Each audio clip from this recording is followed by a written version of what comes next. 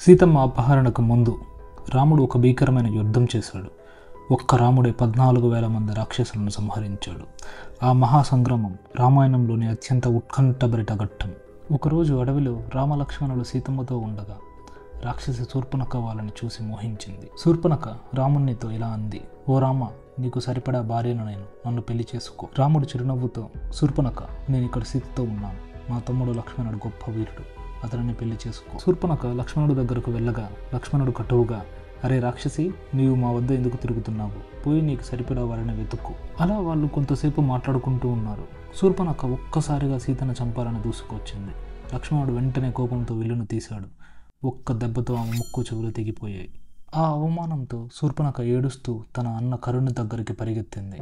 అక్కడ దూషణుడు, త్రిశుడు అనే 2 రాక్షసులు కూడా ఉన్నారు. కరుడు శూర్పణఖను చూసి ఏం జరిగింది అని అడిగాడు. శూర్పణఖ జరిగిందంతా చెప్పింది.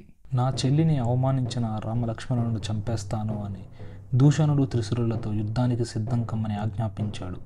14,000 మంది రాక్షస సైన్యం సిద్ధమైంది. గర్జనలు, శంఖాలు, మృదంగాలు, అడవి నిండా ప్రకంపనలు, ఆకాశంలో సూర్యుని నల్లని మబ్బులు కమ్మేశాయి. ఈ భయంకర వాతావరణాన్ని గమనిస్తున్న రాముడు లక్ష్మణునితో ఇలా అన్నాడు, లక్ష్మణ, ఏదో మహాయుద్ధం జరగడానికి సంకేతాలు ఇవి. అదిగో రాక్షస సైన్యం వచ్చేస్తుంది. త్వరగా సీతను తీసుకుని ఆ గృహలోకి వెళ్ళు.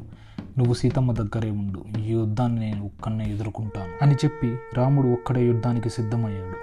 14,000 మంది రాక్షసులు రాముని 4 దిక్కుల నుండి చుట్టుముట్టారు. వారి గర్జనలతో పర్వతాలు కంపించాయి. కానీ రాముడు ఒక్క బాణం వదిలితే 100,000 మంది రాక్షసులు పడిపోతున్నారు. ప్రతి బాణం అగ్నివలయంలా మండింది. చెట్లు విరిగిపోతున్నాయి. రక్తం నదుల్లా ప్రవహిస్తుంది. రాముడు రాక్షసులపైకి ఒక దివ్యాస్త్రాన్ని వేస్తాడు. ఆ అస్త్ర ప్రయోగం వల్ల రాక్షసులకి రాముడు ఎప్పుడు బాణం తీస్తున్నాడో, ఎప్పుడు వాళ్ళపైకి వేస్తున్నాడో తెలియటం లేదు. కానీ 100,000 మంది రాక్షసులు ఒక్కసారిగా పడిపోతున్నారు. ఇవన్నీ గమనిస్తున్న దూషణుడు కోపంతో తన రథంపై రాముడిపైకి దూసుకు వచ్చాడు. కానీ రాముడు వరుస బాణాలు వదిలాడు. మొదటగా గుర్రాలు పడిపోయాయి. తర్వాత సారథి కూలిపోయాడు. చివరగా దూషణుడు ఛాతీలోకి బాణం దూసుకుపోయింది. అతను గర్జిస్తూ నేలపై పడిపోయాడు. తర్వాత 3 తలల త్రిశురుడు రాముణ్ణి చుట్టుముట్టాడు. ఆవేశంతో 3 ఖడ్గాలు విసిరాడు. రాముడు ధైర్యంగా 3 బాణాలు ఒకేసారి విసిరాడు. ఒక్క క్షణంలో త్రిశురుడు 3 తలాలు ఆకాశంలోకి ఎగిరి అతని శరీరం కూలిపోయింది. ఇప్పుడు మిగిలింది రాక్షసాధిపతి కరుడు మాత్రమే. అతని కళ్ళలో అగ్ని జ్వాలాలు, శరీరం పర్వతంలాగా బలంగా ఉంది. రామకరుల మధ్య యుద్ధం, బాణసంచారం ఆకాశాన్ని నింపింది. ప్రతి బాణం ఢీకొన్నప్పుడు ఉరుములు, మెరుపులు వచ్చాయి. రాముడు చివరగా ఒక దివ్యాస్త్రాన్ని సంధించాడు. ఆ బాణం సూర్యునిలా ప్రకాశిస్తూ కరుడు ఛాతీని ఛేదించింది. కరుడు పర్వతంలా నేరకొరిగాడు. అడివంతా నిశ్శబ్దం. రాముడు నిలబడి ఉండగా దేవతలు ఆకాశం నుంచి పుష్ప వర్షం కురిపించారు. జేహో రామ అంటూ గంధర్వులు, సిద్ధులు అభినందించారు. కానీ ఈ సంగ్రామం ముగిసింది. ఒక కొత్త అధ్యాయానికి దారితీసింది. ఒక రాక్షసుడు ప్రాణాలతో తప్పించుకొని లంకకు చేరుకున్నాడు.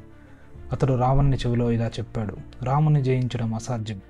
రాముడికి లక్ష్మణుడు తోడైతే వాళ్ళని ఎవరు జయించలేరు. కానీ అతని బలహీనత సీతమ్మ. ఇదే సీతమ్మ అపహరణకు దారితీసింది. నెక్స్ట్ పార్ట్ కావాలి అంటే లైక్ చేయండి, కమెంట్ చేయండి. Thank you.